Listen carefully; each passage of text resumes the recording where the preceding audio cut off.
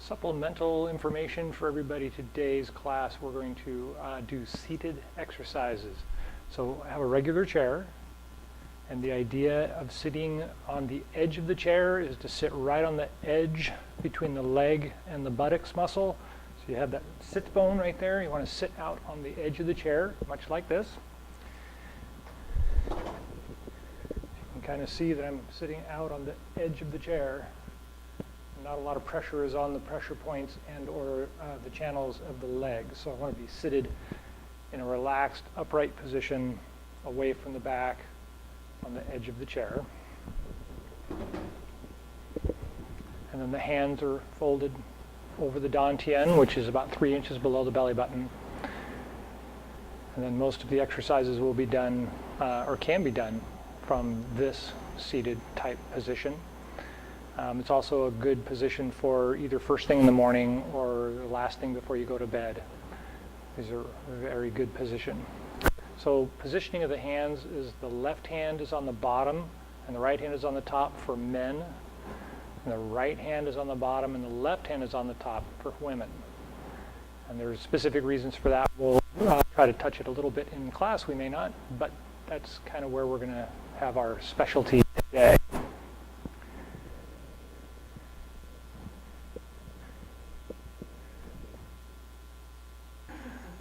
All right, let's go ahead and get started. All right, welcome to winter. Winter is on setting for sure now. We're like in the middle of it.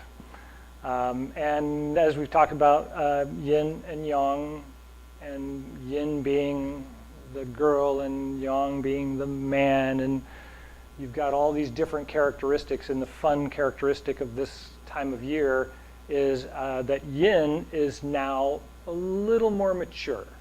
Not quite a woman yet, but somewhere in late teenhood. And yang is the old general, right?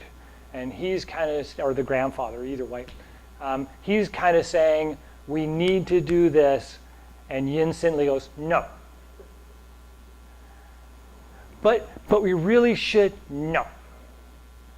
And so if we think about that in the philosophy of the Eastern way of doing things, in the wintertime, your yang tries to tell you, oh, I really should go do something. And the yin is saying, no, maybe we should stay in where it's warm. You know? Oh, but I really need to go, and maybe you should just have another cup of tea. You know? And so that's kind of that sensation, that's kind of that feeling. And if we have the opportunity to follow that rhythm in life, it will be highly beneficial. They recommend it for those that are, you know, once you pass like 60 years old, because that's their count, right? You go through the 5 elements and the 12 animals all the way to 60, and then it starts again. Only now yin and yang are reversed. And so now you do the same characters with the same element, but now instead of being yang or yin, it's either yin or yang. And it goes again until you hit 120, and then you're truly a master of life because you've seen death twice. You've seen everything live and die, and then live and die twice. Anyway, so where was I going with that? Something to do with the whole concept of, something to do with the whole concept of by the time you get to 60 years old, they consider you have seen all of life, and now you shouldn't let life tell you what to do. You already know what to do, and now you should be telling life what to do, right? And so this kind of formulates out, you know, I really need to, but it's winter, and yin is telling me no. So I should listen to yin, right? And so that's kind of that whole concept. So in amongst that, we had the reading today, which is Dipper. And in Dipper, the concept of a dipper is a bamboo cup with a bamboo stick in it, and there's no sealant. So when you pull up a cup of water, it runs right back out again, right? So you have your teapot, and you go, and then you put the teapot on the fire and you heat the fire, right? And so the cup can never go stagnant. Yes? The water never sets, right? Okay. So the idea being that this is the time of year for us to be like the dipper. The water comes in, the water flows right back out again. It never has a chance to stagnate. because this is the time when we are more stagnant, right? We tend to stay in more, we tend to be bundled up more, we tend to go out less, right? And so we run the risk of stagnation unless we allow ourselves to be more like the dipper, both mentally and physically, right? So in our diet, in the way we act, and the way we think. And so those things, we could go on, that's a whole, week worth of subject to go on to, but is there any thoughts about the reading or about this time of year specifically? Good. All right. Yes, please. What is it about this time of year that would adversely affect the liver? Wow. Should I get out? So, okay. So, The liver is what the Chinese medicine is most concerned about, right? To keep that kind of as a baby. in the summer, in the winter, it's the spleen and the kidneys. And we were just about to touch base on that. So no, it's an excellent question. Thank you for asking. The concerns about the liver in the wintertime and the things that we should work with. So one of the unique things about the wintertime is that it's the repair time. It's kind of like looking at summer and winter as day and night, right? In the summer, we're extremely active. In the day, we're extremely active. In the wintertime, as in the nighttime, we are restoring, right? And so, I'm repeating myself, soup stocks, bone stocks, overcooked vegetables, squash, right? Less big meat dishes, right? Really, really good for this time of year because it stimulates the stomach and the spleen. The spleen, not the organ, but the channel in Eastern medicine, right? The channel of the spleen is the thing that decides what's in the stomach, what do we need? And it tells the liver what to select, right? Gather these things and send it out, we need them, right? And so that's a big, big thing. So young, summertime, liver is really, really important, but it's because it's constantly feeding you energy and it's constantly feeding you supplies. And so it's a big, big thing, right? Especially in the spring and in the summer. As we get to fall and we get to winter, not so much, right? We kind of get to that stage where the system's trying to restore itself, and so it's using the spleen a lot more and it's using the kidneys for elimination, right? We've got stuff in the system the body needs to get rid of. It's been collecting it all summer, right? And winter gets here and we need to get rid of a bunch of it, and so a lot of funny things happen, but it all happens between the spleen and the kidneys, right?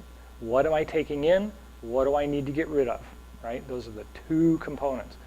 But the liver is still not, missing in the picture. All of the organs play an extremely important role in our lives, always have, always will. That's how it works.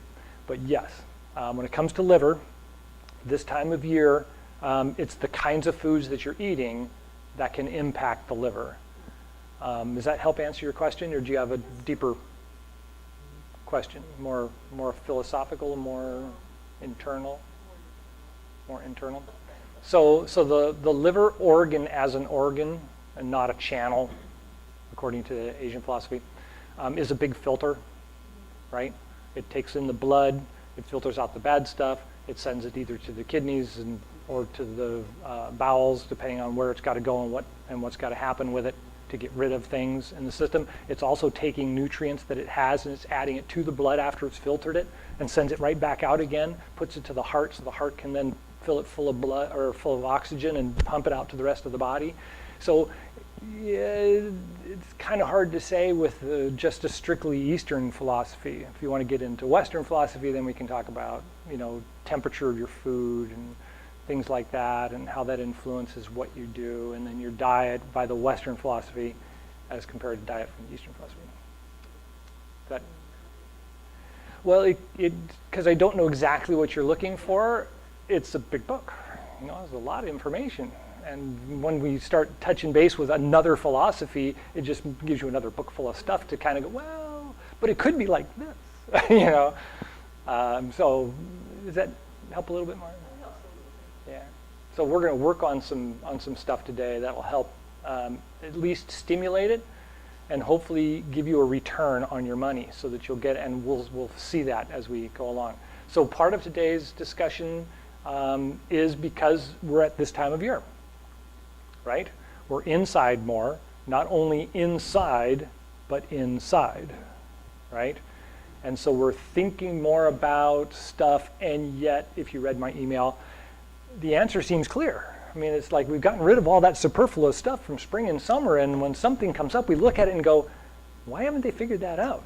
That's like done, push the button, let's move on. And we know that that doesn't exactly work when we start to really extrapolate it out in our minds, but it seems much simpler. It allows us the opportunity to look at ourselves and make simple changes, right? It seems complex all the time when you think about it, but now's the time of year when it's that simple. Push the button, move on, right? Just do it. It may not last, it's okay, right? It's just this time of year. It's the way that we develop the changes of our personality, the changes of our yin and yang balance as we move into spring and summer, right? So we're resetting things so that we can do things better. All right, so part of that has to do with this wonderful book, which I was talking about earlier.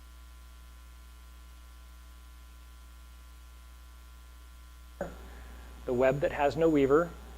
Ted wrote this some years ago, and it's still recommended for people that are just entering the Eastern philosophy studies. You're going to do acupuncture, you're going to do herbs, you're going to do meditation, you're going to do herbology, whatever you're going to do, they say, get this book and try to read it. I mentioned earlier, just before you got here, this book is packed with the basics, right? That's got to be pretty basic, and so they really just like, let's see, what was the one I was just looking at before we got here was yang exhaustion. So the yin is deficient, the yang is exhausted, right? They've got less than a page to describe it. That doesn't even touch the idea behind it, but it gives you the basic idea that, well, the person comes in, they're always really tired, they get sudden flashes of heat and sweats, and then it's gone. Well, there's no balance, right? There's nothing to control the balance. Yang tries to come out and fails, right? You get hot, you get a little sweat, and it's gone. So there's no yang, there's no strength in it, and there's no balance. And so it's deficient, extremely deficient, right? So these are the kinds of things that he just kind of touches base on in the book, but it's a great reference guide. I find it more helpful as just a simple reference guide. These are all the channels for each one of the organs, and it shows you where the channel goes and what is the top point and bottom point and things like that.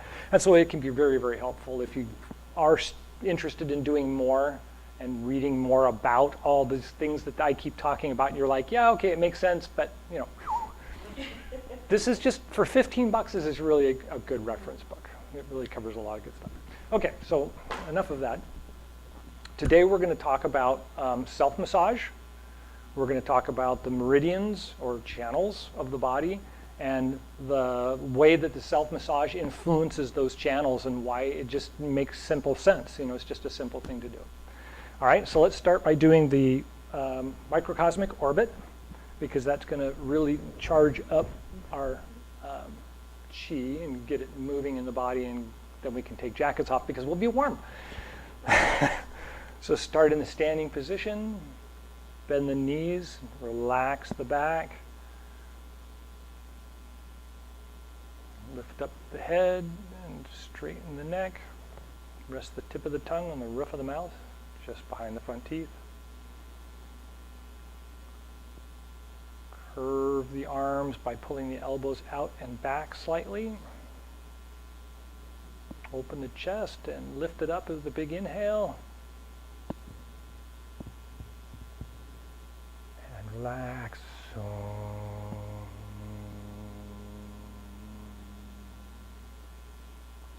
So on your next inhale, rise up the back, over the top of the head, between the eyes, and then exhale, down the tongue, down through the lungs, and then into the organs. And then lift up in the center at the perineum, and then inhale, up the back.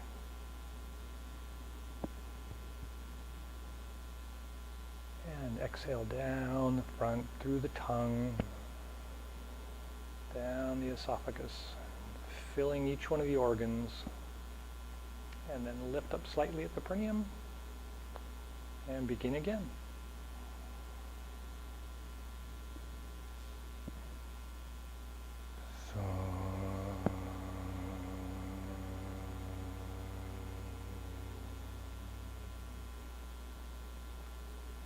Do 3 more. So 1,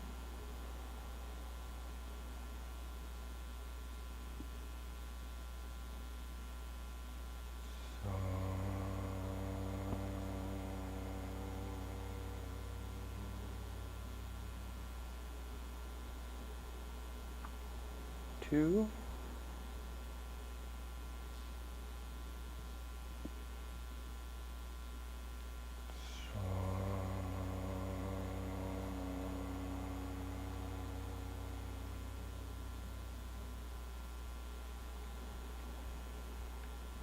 3,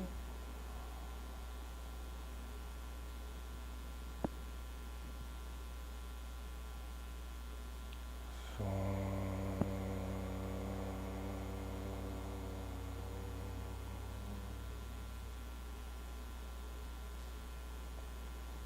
and relax for a moment.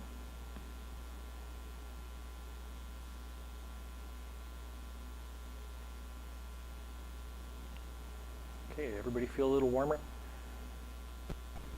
All right, so go ahead and take your jackets off if you feel like taking your jacket off. If not, before we sit down, let's think about the stomach, because we're going to look a lot at the organs today and how the organs feel to us. And this is that time of year, so we can sense that. So I want you to try this. Go,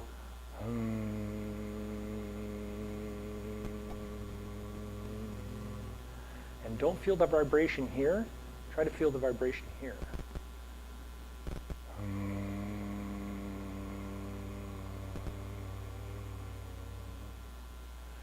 Right? So instead of going, which is up here in my mouth and in my throat, I'm going,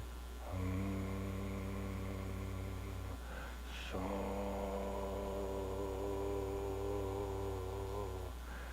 Feel that? Good. All right, so we're going to use that in the practices today. So go ahead and pull up your seat.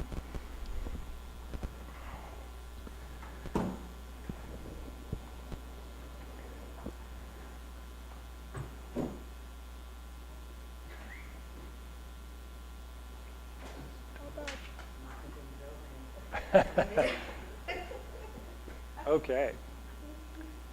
So the seated Chi Gung exercises are done by sitting on the edge of the chair. And so right here at the top of my leg muscles where the buttocks begins, there's a crease. And if you if you touch that area, you can find that it's a sensitive spot. There's a pressure points all along that line. And so we sit out on the edge of the chair. So we want to both stimulate them and not stimulate the ones on the legs, right? Because we're going to work with those. We want to work with these to open the rest of them up. If we sit back, then we close off the channels and everything down the legs. And if I was to look at the book, I could show you that more than half of the pressure points and channels are leg dominant. They're not in the arm, they're in the leg. Almost all of them come to the body and the face, true, but they're leg dominant. All right? So this is the relaxed position. You want to kind of sit forward a little bit, but you don't need to be, at attention by any means, but you do want to kind of roll your hips or be able to roll your hips forward and back on the edge of the chair. So when we inhale, we want to use the hip flexors to pull the waist forward. I don't want to go like this with my chest. I want to pull forward with my hips, so I kind of pull my chair off almost. but I want to get that feeling of rolling the hip as I start my inhale. And when I do, then I feel the back follow it. So instead of me lifting with my chest first, I want to roll the back and then follow with the spine. And then exhale is kind of the same thing. As the energy is coming down the front, like the microcosmic orbit shows, I want to kind of follow it down without squeezing the stomach too much. I just want to kind of roll forward a little bit and relax the shoulders. I don't want to bend forward like this. I'm collapsing the organ cavity. While that is an exercise, we're not doing that one today. So inhale.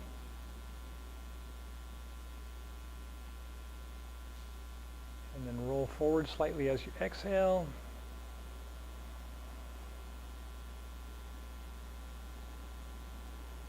Now when I say roll forward, I mean the upper half of the torso, because the lower half of the torso will actually roll back. So my hips will roll back as I kind of come back to that position. And then when I inhale and tighten up, I roll forward again. Everybody's got that okay? Good. Okay, so the next thing is the right hand goes on the waist. The left hand goes over and the thumbs intertwine. I'm male, so I do it the opposite. So you guys will all do it right hand, left on top. Right? And we want to be thinking about the space that's right below the belly button. Because the Dan Tian and the Ming Men are like 3 fingers below the belly button. So there's a little spot right there, and it goes through to the back. So we want to be kind of thinking of that spot a little bit. Just take a breath and let the stomach relax and kind of feel everything kind of sink down to that spot.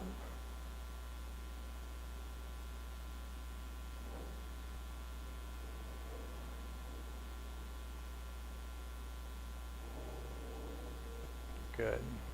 Does everybody feel nice and warm already? All right. If you're relaxing your breath and you're relaxing in this position, strangely enough, you heat up pretty quick because you're centering all the energy in the center of the body, and it's producing the most amount of service to the body. So your body heats up kind of just by nature. Okay, so this is the sitting exercise. It's the best way to do most of the massage practices because then you're not, standing up and then bending over and standing up and bending over.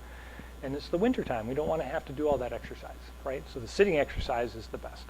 So I've done all my Chi Gung. I'm sitting here relaxing. And I think, oh, I need to do my massages, right? So without moving my hands, I'm going to roll my hands along my waist clockwise, up the diaphragm, cross the bottom of the ribs, and then exhale down and bring it back down to the Dan Tian and Ming Men. So as I inhale, I rise up, and exhale, I slide down.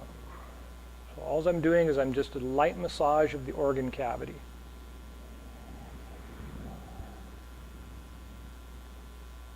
So 3 times one way and then 3 times the other way, and you can switch hands, which is the recommendation.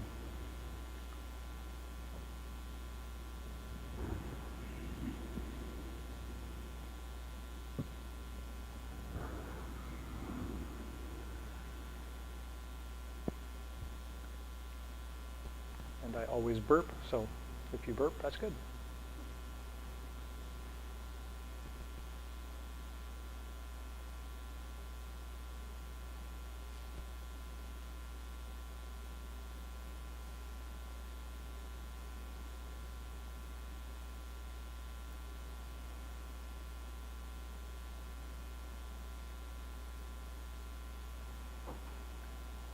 Good. Okay, so that stimulates all the organ chi, because our hands now from our meditation has all the chi streaming out, right, of the Lao Gung points. And so as we do this, we're pushing, or we're showing the chi to the organs, right? Now we've done that and the organs feel good, or should feel good. Then rub the hands together. And then we wash the face. And you don't need to push very hard. It's just a sensitivity thing. So you just need to touch the face and let the chi in the hands touch all the pressure points on the face. So you do both hands 3 times. And then if you're doing the full set, which we're just going to go through them all right now, you don't have to remember them all. You do the right hand up the face and then down the middle, and you kind of squeeze the nose as you exhale.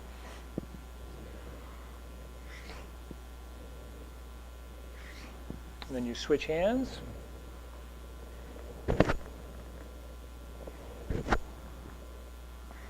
Three times. And of course, 3, 9, then the numbers get crazy, but in 3 or 9, if it feels really good, do it 9 times. It's okay. All right, so far so good. Then brush the hair or comb the hair. So you run the fingers, and of course it's the scalp that we're trying to stimulate, not the hair. And so you want to kind of touch the skin of the scalp and find areas that are sensitive or that appreciate being touched, and then just roll your fingers over that area a couple of times. And that's really, really helpful for reducing stress, destimulating before you go to bed. It's usually okay. Don't do a vigorous before you go to bed, or you will stay awake for a little while. The next thing is the ears, so we want to kind of squeeze the ears material. All the pressure points of the body are around the ears, or in the ears, around on the ears. So when we get done with that, we've talked about sound. When we went to kind of sound, well, the liver sound and the kidney sound is k, right? And you do it by putting your fingers in your ears and pulling them out and go k, right, as you do it. So do that 3 times. K, right? And then drumming. So, but the body likes rhythm as much as, you know, you hear music and you start moving and my hands wave in the air like I just don't care, whatever, right? So we're going to cup our ears and we're going to take our fingers and place them on the wind gate, which is at the back, under the bottom of the skull. So right here, I'm going to place my fingers. And then I'm just going to kind of roll them back and forth so I can drum the back of my head, and you'll hear it. So you don't need to pound on it. You just a little light tap. It's kind of like putting your ear up against somebody's chest and listening to the heartbeat. You can hear that thump, thump. Right? Waking up in the morning, faster rhythm. Going to bed at night, slower rhythm. Right? Makes perfect sense. All right, so those are the head and the face, stomach, head and face. And then the last one, of course, is the kidneys and the ribs. So massage the lower back. This time of year it can be very gentle. It doesn't have to be very hard. Like I said before, it's mostly just kind of stimulating the skin. It's that nice light feel so that you kind of get rid of that tingly skin sensation that the winter can give you, right? So you want to kind of rub it a little bit. If it feels good and you want to rub a little harder, it's okay. Just don't beat yourself up. Right? Good. So do that a couple of times. That's another time when I usually hear my stomach gurgle. And so if you're doing that and your stomach is gurgling, stop for a few minutes, go back and do it again. If your stomach continues to gurgle, then you need to do it every half an hour or so until you're either passing something or it calms down.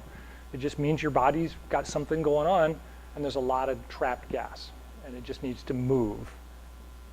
It'll work either way. So then the last is the ribs, right? So you can rub down the ribs, you can follow the ribs. In this case, it really is a matter of placation. I don't want to use that word so much because that's a Western word, not an Eastern word. But just doing the movements that help to smooth the sensations of the body are nurturing, right? And this is that time of year, right? We talked about it earlier today, that this is the time of restoration. It's the time of reorganizing and resetting ourselves on our goal. Well, part of that is returning to love of the self. Not over love of the self, right? We don't want to, it's just me and nothing else matters. But this time of year, it's you. And that's what really matters, right? It's I've got to do stuff so I can do what I want to do to help others. During the summer, you can help everybody until you're dropping in the street, and you'll get up and you'll be fine the next morning. It's not a big deal. It's young. It's the summertime, right? But in the wintertime, you got to take care of yourself. My wife went to help some sister clean her house for Thanksgiving. She's not nearly, or the sister is not nearly as fastidious as my wife is. She got diarrhea, threw up, fell asleep on the floor because she was trying way too hard without taking care of herself. It took her 48 hours to recover. And now she's fine again because she didn't get sick, right? All we did was we did things that are out of season, did something that wasn't really right.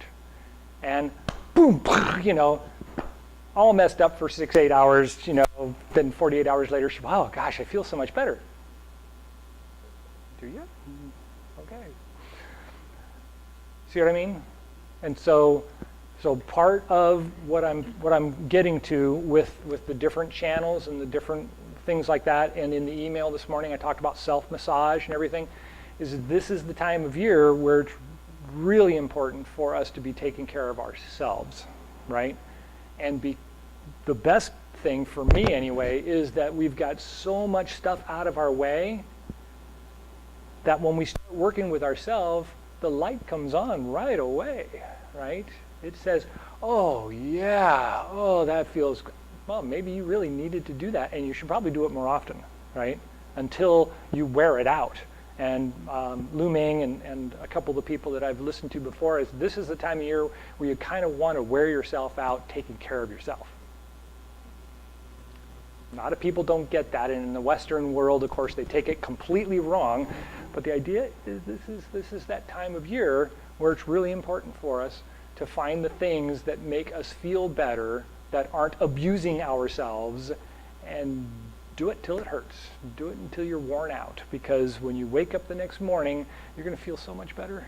It just resolves so quickly, those things, because there's less stuff in the way to cause problems. All right?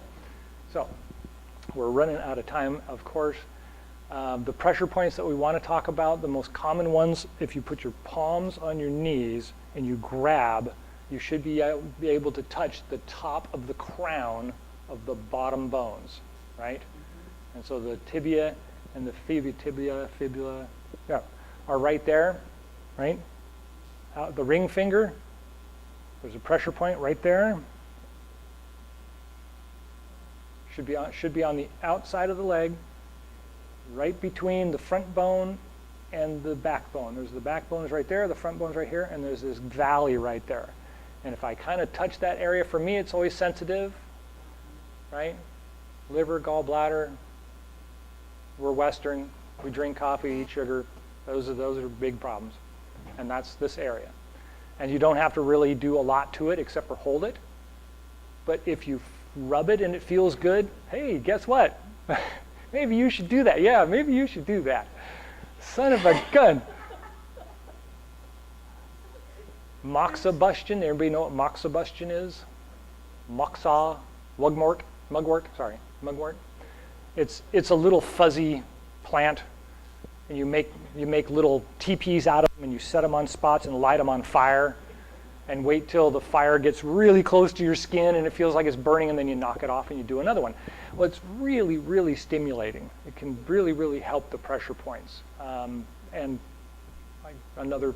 If we had another hour, I could go on about a whole lot of stuff. Okay, so this is the one we want to talk about today. It's really easy to get to. It's really helpful for the body. Probably the second most important pressure point on the body is this pressure point. And so if you can just, when you're sitting there in your chair and you've had about enough for the day, go like this, find that spot, and just kind of hold it for a second and see how it feels. And if it's telling you to get up out of your chair, you get that feeling like, gosh, I gotta, get up and move. Hey, it's telling you, get up and move. You gotta get out of your chair. If it just feels good to hold it, give it a little massage, right? Kind of close your eyes and take a couple of breaths and just kind of feel that nice feeling. And you should warm up. It should change your demeanor in minutes without any time at all. Okay, we talked about this one last week, right? Pinky side out. This is the one. That's another one of those, oh, it just feels good. Ah, yeah, right? So you wanna try doing that a couple of times. I'm really showing you a terrible position because I shouldn't be doing this at all.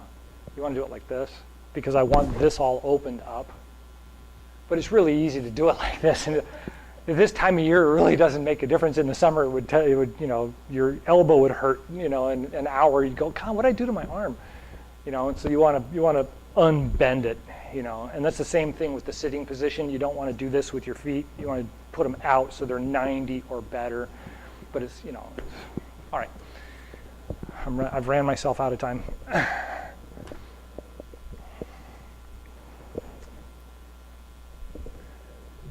Okay, so I'll add the name of that book to an email and send it to you just so that if you're interested. Like I said, $15. Actually, I think the price has gone up. This is like 20 years ago or something. It might have gone up a little bit. I don't know.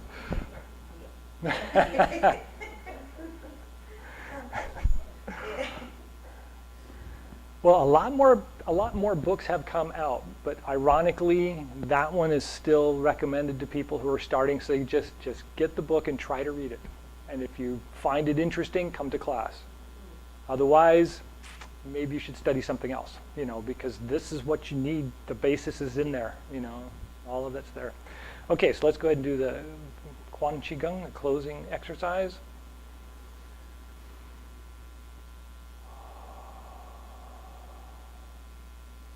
Yeah, see a few pressure points. I can feel the energy in the face and the hands, and everything's all lit up.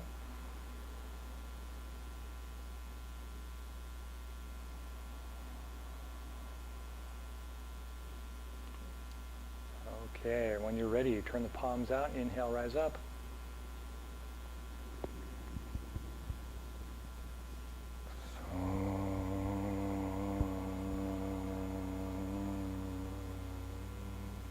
Take a breath at the heart and lungs.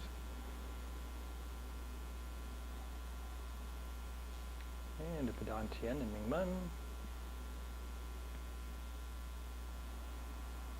And the bubbling spring points, the bottoms of the feet.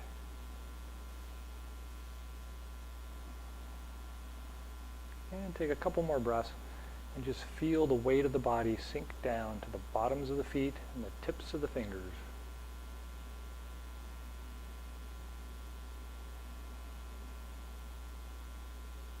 And when you're ready, palms out, inhale, rise up.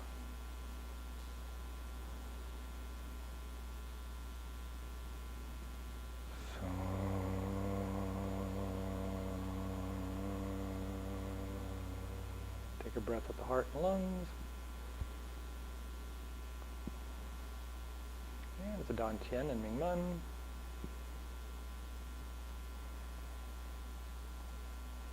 And the bubbling spring points, the bottoms of the feet. And then take a couple of breaths and feel the connection between the feet and the ground. It should be lit up like a light bulb. And feel the energy connecting at the bottom of the foot, down to the ground. Feel that connection going deeper and deeper with each breath.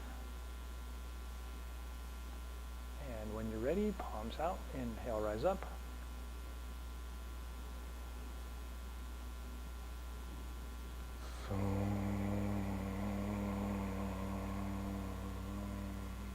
Take a breath at the heart and lungs.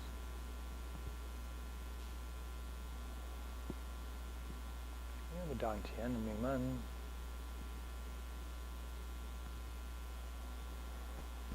And take a couple more breaths. Just feel the feet sink into the ground.